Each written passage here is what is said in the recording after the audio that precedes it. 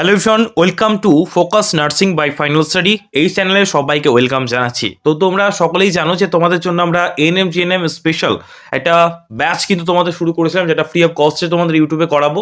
এবং আমাদের paid course তো রয়েছে, যারা যারা একদম গাইডেন্সের সাথে অ্যাডমিশন পড়তে চাও এএনএম জিএনএম এক্সামের জন্য, তারা আমাদের পেড কোর্স জয়েন করতে পারো। তাছাড়া আমরা ফ্রিতে তোমাদের প্র্যাকটিস সেশন বা বিভিন্ন রকম ইম্পর্টেন্ট টপিকের উপর ক্লাস ইউটিউবে কিন্তু করাবো। অবশ্যই এই চ্যানেলটাই কিন্তু তোমরা সাবস্ক্রাইব করে নেবে, ঠিক আছে। আমাদের মেন চ্যানেল হচ্ছে ফাইনাল স্টাডি, আর এটা হচ্ছে তোমাদের সেপারেটলি শুধুমাত্র এনএম জিএনএম এর চ্যানেল, ঠিক আছে। এখানে শুধুমাত্র এনএম জিএনএম ক্লাস হবে। তো যারা যারা এনএম জিএনএম এক্সামগুলো দাও বা দিচ্ছ বা প্রিপারেশন নিচ্ছ, ঠিক আছে, এক্সামের জন্য, তারা অবশ্যই চ্যানেলটাকে সাবস্ক্রাইব করে নিও, ঠিক আছে। তো আজকে আমাদের সেট নাম্বার অন, ঠিক আছে। আমরা বিগত ক্লাসে আমরা লাইফ সায়েন্সের সেট নিয়ে আলোচনা করেছিলাম। তো আজকের ক্লাসে আমরা ক্যাটাগরি অনের ফিজিক্যাল সায়েন্সের ভৌতবিজ্ঞান থেকে, তোমরা সকলেই জানো যে ভৌতবিজ্ঞান থেকে তোমার 25টা প্রশ্ন কিন্তু তোমাদের এক্সামে আসে, তাই না। জীবন বিজ্ঞান সবচেয়ে বেশি 50 মার্ক, এবং তারপরে হচ্ছে তোমার ভৌত বিজ্ঞান। তাহলে ভৌত বিজ্ঞান আর তোমার জীবন বিজ্ঞান অবশ্যই ভালো করে পড়তে হবে। তার পাশাপাশি ইংলিশ, ম্যাথ, রিজনিং, জিকে এগুলো পড়তে হবে, ঠিক আছে। তো চলো শুরু করছি আজকের ক্লাস, ঠিক আছে। প্রথম প্রশ্ন স্ক্রিনে আশা করে দেখতে পাচ্ছ। তোমরা আগে নিজে অ্যান্সার করার চেষ্টা করবে, ঠিক আছে। নিজে কমেন্ট বক্সে অ্যান্সার করার চেষ্টা করবে। 41 নাম্বার দাগ কমেন্ট বক্সে লেখো, যেটা সঠিক মনে হচ্ছে সেটা কমেন্ট করো, তারপরে আমার বলা উত্তরের সাথে মিলিয়ে নাও, ঠিক আছে। সবাই কিন্তু কমেন্ট করবে। ওকে, দেখো প্রথম প্রশ্ন দেখো, নিম্নলিখিত মৌলগুলির মধ্যে কোনটি অ্যাসিডের একটি অপরিহার্য উপাদান? নিচে যেই সমস্ত মৌলগুলো রয়েছে তার মধ্যে কোনটি অ্যাসিডের একটি অপরিহার্য উপাদান সেটা জানতে চেয়েছে। Option A oxygen, option B nitrogen, option C হচ্ছে হাইড্রোজেন, অপশন ডি হচ্ছে ক্লোরিন। তো সঠিক উত্তর কি হবে? সবাই কিন্তু কমেন্ট বক্সে দেবে, ঠিক আছে। তো সঠিক উত্তর এখানে হয়ে যাবে কোনটি অ্যাসিডের একটি অপরিহার্য উপাদান, সেটা হবে এইচ, ঠিক আছে, বা হাইড্রোজেন। ওকে, হাইড্রোজেন হয়ে যাবে অ্যাসিডের একটি অপরিহার্য উপাদান। যারা যারা হাইড্রোজেন করেছো তারা সঠিক করেছো। ওকে, নেক্সট প্রশ্ন, নিম্নলিখিত সংকর ধাতুর মধ্যে, এবং এই প্রশ্নগুলো কিন্তু তোমার বিগত বছর যেরকম টাইপের এসেছিল সেই রকম টাইপ থেকে কিন্তু করা, ঠিক আছে। এগুলো আমাদের যে মক টেস্ট সিরিজ সেইখানকার প্রশ্ন, সেই প্র্যাকটিস সেটটা তোমাদের ইউটিউবে আমরা ফ্রিতে করাচ্ছি, ঠিক আছে। এটা আমাদের প্রায় মোটামুটি ধরে নাও তোমাদের 15টা সেট কিন্তু আমাদের রয়েছে, ঠিক আছে। তোমরা যারা চাও তারা কিন্তু এই সেটটা নিয়ে তোমরা প্র্যাকটিস করতে পারো, যাদের প্রিপারেশন অলরেডি কমপ্লিট। ওকে, নেক্সট 42 নাম্বার প্রশ্ন, অবশ্যই কমেন্ট বক্সে অ্যান্সার করবে, ঠিক আছে। নিম্নলিখিত সংকর ধাতুগুলির মধ্যে কোনটি তামার সংকর ধাতু নয়? নয় বলেছে, ঠিক আছে। তো যেটি তামার সংকর ধাতু কোনটি নয় বলেছে, তাহলে দেখো option A bronze, option B German silver, option C হচ্ছে অ্যালনিকো, অপশন ডি হচ্ছে গান মেটাল। তো সঠিক উত্তর কি হবে? 42 নাম্বার কমেন্ট বক্সে উত্তর দাও। সঠিক উত্তর হবে অপশন সি, ঠিক আছে, অ্যালনিকো। এগুলো সবই কিন্তু তামার সংকর ধাতু, ঠিক আছে। ব্রোঞ্জ, জার্মান সিলভার, গান মেটাল, শুধুমাত্র এখানে অ্যালনিকো এটা কিন্তু তোমার তামার সংকর ধাতু নয়। তার জন্য সঠিক উত্তর কি হবে? সঠিক উত্তর হয়ে যাবে তোমার অপশন সি, অ্যালনিকো হয়ে যাবে সঠিক উত্তর। ওকে, নেক্সট প্রশ্ন কি বলছে দেখো, 43 নাম্বার প্রশ্ন কি বলছে, ওজোন স্তরের সবচেয়ে বেশি ক্ষতি করে কোন গ্যাস? ওজোন স্তরের সবচেয়ে বেশি ক্ষতি করে কোন gas? Option A chlorine, option B carbon dioxide, option C nitrous oxide, option D carbon monoxide. সঠিক উত্তরটি অবশ্যই কমেন্ট বক্সে জানাও, ঠিক আছে। তোমাদের 3 থেকে 4 সেকেন্ড আমি সময় দেবো কমেন্ট বক্সে উত্তর দেওয়ার জন্য। তারপরে কমেন্ট বক্সে উত্তর দেওয়ার পর আমার উত্তরের সাথে তোমরা অবশ্যই মিলিয়ে নেবে, ঠিক আছে। তো এই প্রশ্নের সঠিক উত্তর হয়ে যাবে ওজোন স্তর সবচেয়ে বেশি ক্ষতি করে কোন গ্যাস? সেটা হচ্ছে ক্লোরিন, ঠিক আছে, ক্লোরিন গ্যাস, ঠিক আছে। নেক্সট চলো, নেক্সট 44 নাম্বার প্রশ্ন কি বলছে দেখো, মোটর গাড়ির হেডলাইটে, এই প্রশ্নটা কিন্তু এনএম জিএনএম এর এক্সামের বিগত বছর থেকে নেওয়া, ঠিক আছে, প্রিভিয়াস ইয়ার এসেছিল। মোটর গাড়ির হেডলাইটে কোন দর্পণ ব্যবহার করা হয়? তোমরা সকলে জানো যে হেডলাইট মানে যেটা তোমার আমরা লাইট জ্বালাই না, সেটা হচ্ছে হেডলাইট, ঠিক আছে। মিরর উইন্ডো, অনেক তোমার দর্পণ রয়েছে। তো বলছে হেডলাইটে কোন দর্পণ বা কোন তোমার আয়না ব্যবহার করা হয়? সমতল, উত্তল, অবতল না বাইফোকাল? কোনটি হবে সঠিক উত্তর? কমেন্ট বক্সে জানাও। সঠিক উত্তর হবে অপশন সি, অবতল তোমার লেন্স কিন্তু লাগানো হয়, ঠিক আছে। অবতল লেন্স তোমার ব্যবহার করা হয়, সেটা হচ্ছে মোটর গাড়ির হেডলাইটে, ঠিক আছে। তোমরা কমেন্ট বক্সে জানাও, যেটাকে আমরা বলি ভিউ ফাউন্ডার, ঠিক আছে, বা তোমার যেটা আমরা মুখ দেখতে পাই, ঠিক আছে। সেই যে দর্পণটা ব্যবহার করা থাকে গাড়িতে, যেটা তোমার পেছন থেকে কোন গাড়িগুলো আসছে, ওই আয়নাতে ওই দর্পণে তোমার কোন দর্পণ ব্যবহার করা হয়, ঠিক আছে, সেটা তোমরা কমেন্ট বক্সে অ্যান্সার করো। ওকে, এটা হোম টাস্ক থাকলো। নেক্সট 45 দেখো, 45 নাম্বার কি বলছে, হাতের সাহায্যে বস্তু তোলার সময় হাত কিভাবে কাজ করে? কিভাবে কাজ করে? সেটা প্রথম শ্রেণীর লিভারের মতো কাজ করে, দ্বিতীয় শ্রেণীর লিভারের মতো কাজ করে, তৃতীয় শ্রেণীর লিভারের মতো কাজ করে, না সরল যন্ত্রের মতো কাজ করে? হাতের সাহায্যে কোনো বস্তু তোলার সময় হাত কিভাবে কাজ করে? কি হবে সঠিক উত্তর বলো? সঠিক উত্তর হাত এখানে কিন্তু তোমার তৃতীয় শ্রেণীর লিভার মতো কাজ করে, ঠিক আছে। অপশন সি হয়ে যাবে সঠিক উত্তর। আশা করি সবাই কিন্তু ক্লাসগুলোর সাথে উত্তর দেওয়া তোমরা চেষ্টা করছো কমেন্ট বক্সে, ঠিক আছে। অবশ্যই উত্তর দাও, তাহলে দেখে তোমাদের প্র্যাকটিস কিন্তু হয়ে যাবে, ঠিক আছে। নেক্সট দেখো 46 নাম্বার প্রশ্ন, মোস্ট ইম্পর্টেন্ট প্রশ্ন। দেখো কি বলছে, প্রকৃতিতে গ্রিন হাউস যে অবস্থা সৃষ্টিতে নিম্নোক্ত কোনটি সর্বাধিক সক্রিয় ভূমিকা পালন করে? গ্রিন হাউস মানে জানো যে তোমার গ্রিন হাউস, প্রকৃতিতে বিভিন্ন তোমার গ্রিন হাউস গ্যাস, যেমন তোমার হচ্ছে কার্বন ডাইঅক্সাইড, ঠিক আছে, অক্সিজেন বলছি, কার্বন মনোক্সাইড, ঠিক আছে, এই সমস্ত গ্যাসগুলো, তারপর তোমার হচ্ছে কার্বন মনোক্সাইড, ঠিক আছে, আরো অনেক তোমার গ্যাস রয়েছে, SO2 রয়েছে, সালফার ডাইঅক্সাইড রয়েছে। তো এগুলো কিন্তু তোমার গ্রিন হাউস গ্যাস। এগুলো তোমার পরিবেশে কি করে, আস্তে আস্তে যে পৃথিবীর যে টেম্পারেচার, তার যে তাপমাত্রাটা বাড়িয়ে দিচ্ছে, ফলে কি হচ্ছে, গ্লোবাল ওয়ার্মিং বা বিশ্ব উষ্ণায়ন। তো বলছে প্রকৃতিতে গ্রিন হাউস অবস্থা সৃষ্টিতে নিম্নোক্ত কোনটি সর্বাধিক সক্রিয়, ঠিক আছে, সবচেয়ে বেশি যেটা, এখানে সবগুলোই কিন্তু সক্রিয়, কিন্তু সবচেয়ে সক্রিয় বেশি সেটা কোনটা, সেটা জানতে চেয়েছে।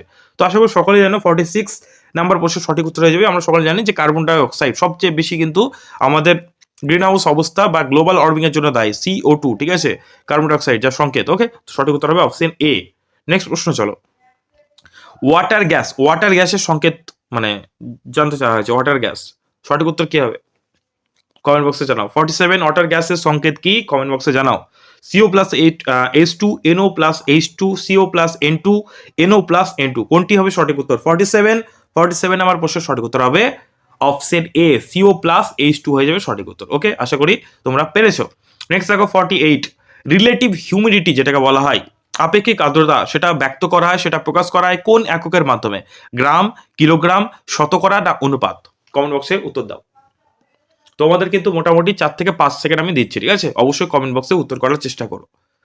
সঠিক উত্তর কি হবে? সঠিক উত্তর হবে 48 নাম্বার প্রশ্ন, সঠিক উত্তর হবে অপশন সি। ওকে, পার্সেন্টেজ যেটাকে আমরা বলি বা শতকরা, এই চিহ্নের দ্বারা তোমার রিলেটিভ হিউমিডিটি বা আপেক্ষিক আর্দ্রতা তোমার প্রকাশ করা হয়। ওকে, নেক্সট 49 দেখো কি বলছে, যখন সাধারণ লবণ বরফের সঙ্গে, ঠিক আছে, সাধারণ লবণ বরফের সঙ্গে মেশানো হয় তখন যে মিশ্রণ তৈরি হয়, যে মিক্সচারটা তৈরি হয়, সাধারণ লবণ মানে বুঝতে পারছো যেই লবণটা আমরা খাই, ঠিক আছে, NaCl যেটাকে আমরা বলি, ঠিক আছে, সোডিয়াম ক্লোরাইড, ঠিক আছে, সাধারণ যে লবণটা আমরা খাই সেটার সঙ্গে বরফ যদি মেশানো হয় তখন যে মিক্সচার বা তোমার যে মিশ্রণটা তৈরি হয় সেটার হিমাঙ্ক কি হয়?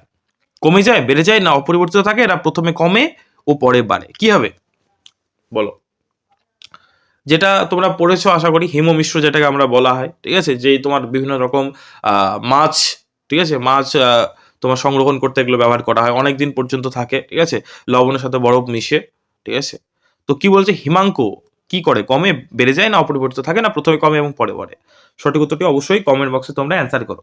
সঠিক উত্তর হবে তার যে হিমাঙ্ক সেটা কি হয়, কমে যায়। হিমাঙ্ক কমে যাওয়া মানে কি, জিরো, তাই না? হিমাঙ্ক একদম কমে যাওয়া মানে ঠান্ডা হয়ে যাবে, তাই না? এবং সেগুলো কি হবে, যেটাকে বলা হয় কনভার্সন বা তোমার সংরক্ষণের কাজে কিন্তু ব্যবহার করা হয়, ঠিক আছে। নেক্সট দেখো, কোন গ্রহকে সবুজ গ্রহ বলা হয়? মোস্ট ইম্পর্টেন্ট প্রশ্ন, কোন গ্রহকে সবুজ গ্রহ বলা? আমরা সকলে জানি নীল গ্রহ বলা হয় কাকে? নীল গ্রহ বলা হয় আর্থকে, তাই না? আর্থকে কিন্তু নীল গ্রহ বলা হয়। তো এখানে প্রশ্ন জিজ্ঞেস করা হয়েছে যে সবুজ গ্রহ কাকে বলা হয়, সবুজ গ্রহ কাকে বলা হয়? সঠিক উত্তরটি কমেন্ট বক্সে জানাও। সঠিক উত্তর কি হবে? সঠিক উত্তর হবে ইউরেনাস, ঠিক আছে। ইউরেনাসকে কিন্তু তোমার গ্রিন প্ল্যানেট বা সবুজ গ্রহ বলা হয়, ঠিক আছে। পৃথিবীকে বলা হয় নীল গ্রহ, আর মঙ্গলকে বলা হয় কিন্তু তোমার রেড প্ল্যানেট বা লাল গ্রহ। ওকে, এগুলো কিন্তু মনে রাখতে হবে। নেক্সট চলো, নেক্সট কি বলছে, নিচের কোনটি তাপ এবং তড়িতের কুপরিবাহী? তাপ এবং তড়িৎ মানে তাপ এবং তড়িৎ পরিবহন করে না। কুপরিবাহী মানে কি, পরিবহন করে না। পরিবাহী মানে কি, সুপরিবাহী আর কুপরিবাহী পড়েছো। সুপরিবাহী মানে কি, তোমার তাপ এবং তড়িৎ বহন করে, আর কুপরিবাহী মানে কিন্তু করে না। তাহলে কোনটি, নিচের কোনটি, হীরা, অ্যান্থোসাইট, গ্রানাইট, গ্রাফাইট, এই চারটে যে তোমার উপাদান রয়েছে এর মধ্যে কোনটি তাপ এবং তড়িতের দুটোরই কিন্তু কুপরিবাহী? কোনটা হবে? 51 মোস্ট ইম্পর্টেন্ট প্রশ্ন। তো সঠিক উত্তর হবে ডায়মন্ড। ওকে, অপশন এ হয়ে যাবে সঠিক উত্তর। হীরা কিন্তু তোমার তাপও পরিবহন করে না এবং তড়িৎও কিন্তু তোমার পরিবহন করে না, ঠিক আছে, দুটোরই কিন্তু কুপরিবাহী। নেক্সট, এটা ইন্টারেস্টিং প্রশ্ন, আশা করি অ্যান্সার দেবে তোমরা, ঠিক আছে। সবাই চেষ্টা করো, কমেন্ট বক্সে উত্তর দাও, পারো না পারো অপশন তোমরা দাও, যারা যারা ঠিক করবে তাদের কিন্তু আমি একটা লাইক করে দেবো, ঠিক আছে। চিপসের যে প্যাকেট, জানো যে কুরকুরে বা চিপস, লেজ টাইপের বিভিন্ন রকম তোমার চিপস বাজারে পাওয়া যায় 5 টাকা করে, তাই না? 5 টাকা করে প্যাকেট, 5 টাকা, 10 টাকা। তো চিপসের যে প্যাকেট দেখবে অনেকটা ফোলা থাকে, তারপর চিপসটা যখন তুমি মানে কাটবে, ঠিক আছে, ওই প্যাকেটটা যখন মানে কাটবে, তারপর দেখবে মানে অল্প কটা চিপস আছে, তাই না? অল্প কটা চিপস আছে, তাহলে ওটাতে যে গ্যাসটা থাকে সেই গ্যাসটার নাম কি? সেই গ্যাসটা কি করে বলতো? সেই গ্যাসটার কাজ হচ্ছে সেটাকে মানে একদম মচমচে রাখা, ঠিক আছে, সেটা যেন একদম নরম না হয়ে যায়, ওই গ্যাসটার কাজটা কিন্তু ওটা। তো কোন গ্যাস থাকে এটা জানতে চাওয়া হয়েছে। Option A argon, option B nitrogen, option C হচ্ছে কার্বন ডাইঅক্সাইড, অপশন ডি হচ্ছে অক্সিজেন। অক্সিজেন তো থাকবে না, ঠিক আছে, অক্সিজেন থাকবে না, তোমাদের বলে দিলাম অক্সিজেন থাকবে না। সঠিক উত্তর কি হবে? 52 হয়ে যাবে নাইট্রোজেন। এই নাইট্রোজেন গ্যাস থাকার জন্য সেগুলো কিন্তু তোমার মুচমুচে থাকে, ঠিক আছে, নাহলে কিন্তু সেটা তোমার কি হতো, নরম হয়ে যেত। ঠিক আছে, এটা আশা করি তোমরা বুঝতে পেরেছো। নেক্সট দেখো 53 বলছে কি, দেখো 53 বলছে শীততাপ নিয়ন্ত্রিত যন্ত্রে বা যেটাকে আমরা বলি এয়ার কন্ডিশনার, ঠিক আছে, এসি কোন গ্যাস, ঠিক আছে, মানে শীততাপ নিয়ন্ত্রিত যন্ত্রে কোন গ্যাস থাকে, কোন গ্যাস থাকে শীততাপ নিয়ন্ত্রিত যন্ত্র যেগুলো তোমার এসি, রেফ্রিজারেটর, ফ্রিজ, ঠিক আছে। 53 সঠিক উত্তর কি হবে? জিওফ্রট, বি হচ্ছে হিলিয়াম, সি হচ্ছে তোমার নিউন, অপশন ডি হচ্ছে ফ্রেয়ন। তো সঠিক উত্তর কি হবে? সঠিক উত্তর তোমার হয়ে যাবে হচ্ছে অপশন ডি, ফ্রেয়ন গ্যাস থাকে। ওকে, নেক্সট প্রশ্ন দেখো 54 গ্যালভানাইজেশন ব্যবহৃত ধাতু কোনটি? অপশন এ লোহা, অপশন বি রূপো, অপশন সি দস্তা, অপশন ডি তামা। গ্যালভানাইজেশন ব্যবহার করা হয় কোন ধাতুতে? ঠিক আছে, লোহা, রূপো, দস্তা, তামা। সকলে জানো আশা করি। সঠিক উত্তর হবে দস্তা, যেটা সংকেত হচ্ছে তোমার Zn, পরীক্ষা কিন্তু আসে, ঠিক আছে। তো এখানে তোমার গ্যালভানাইজেশন যে প্রক্রিয়া এখানে কিন্তু তোমার ব্যবহার করা হয়। নেক্সট দেখো 55 কি বলছে, দেখো বাড়ির বিভিন্ন তলার ট্যাঙ্কের সঙ্গে যুক্ত পাইপলাইনের কল খুললে জলের কোন ধর্মের জন্য জল পাওয়া যায়? তোমার কি হয়, কি হয় বলতো? এই যে তোমার বাড়ির যে উপরে কি হয়, তোমার ট্যাঙ্ক থাকে, তাই না? সেটা তোমার যখন ট্যাঙ্ক থেকে কি হয়, বিভিন্ন রকম পাইপলাইনের মাধ্যমে তোমার বিভিন্ন তোমার ট্যাপ সিস্টেম করা থাকে, বিভিন্ন জায়গায় সাওয়ার টাওয়ার সমস্ত জায়গায় বাড়ি করো। তো বলছে জলের কোন ধর্মের জন্য জল পাওয়া যায়? বলো তাহলে কোন ধর্মের জন্য? না হচ্ছে তোমার দেখো প্লাবতা, পার্শ্বচাপ, সান্দ্রতা, না সমুচ্চশীলতা। তো সঠিক উত্তর হবে সমুচ্চশীলতা হয়ে যাবে সঠিক উত্তর, ঠিক আছে। এই ধর্মের জন্য তোমার সব জায়গায় কিন্তু তোমার জল পাওয়া যায়। আশা করি জানো সমুচ্চশীলতা ধর্ম কি, ঠিক আছে। নেক্সট দেখো, নেক্সট হচ্ছে তোমার ক্যাটাগরি 2। এটা তোমার সকলে জানো, এটা তো একাধিক কিন্তু উত্তর তোমার হয়, ঠিক আছে। এখানে কিন্তু তোমার কোনো নো নেগেটিভ মার্ক, প্রথমে কিন্তু তোমার নেগেটিভ থাকে, কিন্তু এই যে ক্যাটাগরি 2তে কিন্তু কোনো নেগেটিভ কিন্তু থাকে না, আশা করি সকলেই জানো, ঠিক আছে। তো ক্যাটাগরি 2তে যে সমস্ত প্রশ্নগুলো তোমাদের থাকে সেগুলো আমরা শুরু করছি। এখানে কিন্তু নেগেটিভ থাকে না, আগেই বলে দিলাম, ঠিক আছে, যারা জানো না। 56 বিওজি, ঠিক আছে, বা সেপারেটারি, যেটাকে বলা হয় ফানেল দ্বারা তোমার পৃথককরণ পদ্ধতির বৈশিষ্ট্য কি, সেটা জানতে চাইছি। 56 নাম্বার প্রশ্ন, সঠিক উত্তর কি হবে? তো এখানে সঠিকগুলো হয়ে যাবে যেটা আমি বলে দিই, ঠিক আছে। অপশন এ ভিন্ন তোমার ঘনত্বের, ঠিক আছে, বিভিন্ন তোমার ঘনত্বের তোমার তরল ব্যবহৃত হয়, ঠিক আছে, এবং তোমার হবে অপশন সি, ঠিক আছে, তরল দুটি অমিশ্রণীয় হয়ে থাকে, ঠিক আছে। এটা হচ্ছে তোমার পদ্ধতির পার্থক্য। ওকে, নেক্সট প্রশ্ন। নেক্সট হচ্ছে দেখো কি বলছে, পরমাণু ও আয়নের মধ্যে পার্থক্য কি? পরমাণু এবং আয়নের মধ্যে পার্থক্য কি? 57 নাম্বার প্রশ্ন, তোমরা অবশ্যই উত্তর দেবে, ঠিক আছে। এখানে কিন্তু একাধিক উত্তর হয়, শুধুমাত্র একটা অপশন হবে না, দুটো বা তিনটে বা চারটে অপশন সঠিক হয়, ঠিক আছে। তো মানে এটা একটু ডেসক্রিপটিভ টাইপের, তোমাকে না জানলে না বুঝলে কিন্তু তুমি অ্যান্সার করতে পারো না। তো পরমাণু এবং আয়নের মধ্যে পার্থক্য হচ্ছে, প্রধান যে পার্থক্যটা আমরা দেখতে পাই সেটা হচ্ছে তোমার তোমার অপশন বিতে লেখা আছে, দেখো পরমাণু অপেক্ষা আয়নের স্থায়িত্ব বেশি, এটা হচ্ছে প্রথম পয়েন্ট, ঠিক আছে। এবং পরের যে সি, এটা হয়ে যাবে সঠিক উত্তর। দ্রবণে পরমাণু সর্বদা স্বাধীনভাবে থাকে না, কিন্তু আয়ন স্বাধীনভাবে তোমার দ্রবণে থেকে থাকে। ওকে, নেক্সট 58 কি বলছে, কোন ক্ষেত্রগুলিতে কার্য হচ্ছে না? এখানে চারটে ক্ষেত্র আমরা দেখতে পাবো যেখানে কার্য হচ্ছে না, সেটা কোনটি? উদ্ভিদের সালোকসংশ্লেষ করছে এটা, না ইঞ্জিন ট্রেনকে টানছে, এটা তো অবশ্যই কার্য হচ্ছে, তাহলে এটা কিন্তু হবে না, বলছে হচ্ছে না, সেগুলো জানতে চেয়েছে, ঠিক আছে। আর নেক্সট দেখো অপশনগুলো দেখে নাও। নেক্সট অপশনগুলো হচ্ছে তোমার জামা কাপড় রোদে শুকোচ্ছে, অপশন ডি হচ্ছে সাঁতার কাটা। তো এখানে সঠিক উত্তর হয়েছে তোমার এই যে জামা কাপড় রোদে শুকাচ্ছে, আর হচ্ছে তোমার যে সালোক সংশ্লেষ, উদ্ভিদের সালোক সংশ্লেষ তোমার করছে, এই দুটো কিন্তু তোমার কার্যের মধ্যে তোমার পড়ছে না, ঠিক আছে, এগুলো আপনা আপনি হচ্ছে, ঠিক আছে। তো এটা হবে তোমার ইঞ্জিন ট্রেনকে টানছে, আর এটা হচ্ছে তোমার সাঁতার কাটা, এই দুটো হচ্ছে তোমার কার্য, ঠিক আছে। তো সঠিক উত্তর হবে অপশন এ এবং সি। ওকে, নেক্সট দেখো 59, পার্থিব তোমার দূরবীনে গঠিত প্রতিবিম্বের যে প্রকৃতি সেটা কিরকম হয়? পার্থিব দূরবীনে গঠিত প্রতিবিম্বের প্রকৃতি কিরকম হয় সেটা জানতে চাওয়া হয়েছে। তো সঠিক উত্তর হবে অপশন বি, সদ এবং অবশিষ্ট হয়, এবং অপশন ডি, ঠিক আছে, বস্তুর সমান আকারের কিন্তু হয়ে থাকে, ঠিক আছে। আশা করি বুঝতে পারলে। তো অপশন বি এবং ডি হবে সঠিক উত্তর, ঠিক আছে। তোমাদের ওই মার্ক দেওয়া থাকবে এ বি সি ডি করে, তো তোমার যে যে অপশনগুলো থাকবে সেগুলো দুটোই কিন্তু তোমাকে গোল্লা করতে হবে, ঠিক আছে, দুটোই গোল্লা করতে হবে, এরকম করে তোমাকে অ্যান্সার করতে হবে, ঠিক আছে। যেগুলো মানে অপশন মানে যে ক্যাটাগরি 2 এর যে প্রশ্নগুলো, ওকে, এটা যেন মাথায় থাকে, কখনো একটা সঠিক উত্তর হয় না ক্যাটাগরি 2 এর ক্ষেত্রে। ওকে, মানে এটা একটু ডেসক্রিপটিভ টাইপের তোমার। ফিউচারের বৈশিষ্ট্য হলো উচ্চ রোধাঙ্ক, উচ্চ গলনাঙ্ক, নিম্ন গলনাঙ্ক, না নিম্ন রোধাঙ্ক। এটা তোমরা অনেকেই তোমরা মুখস্থ করে রেখেছো। উচ্চ রোধাঙ্ক দেখা যায় এবং তোমার নিম্ন গলনাঙ্ক দেখা যায়, ঠিক আছে? উচ্চ রোধাঙ্ক এবং নিম্ন গোলাঙ্ক মানে গলনাঙ্ক কিন্তু তোমার দেখা যায় ফিউজ তারের মধ্যে। ওকে, তো আজকে আমরা এতটুকু ছিল আমাদের ক্লাস।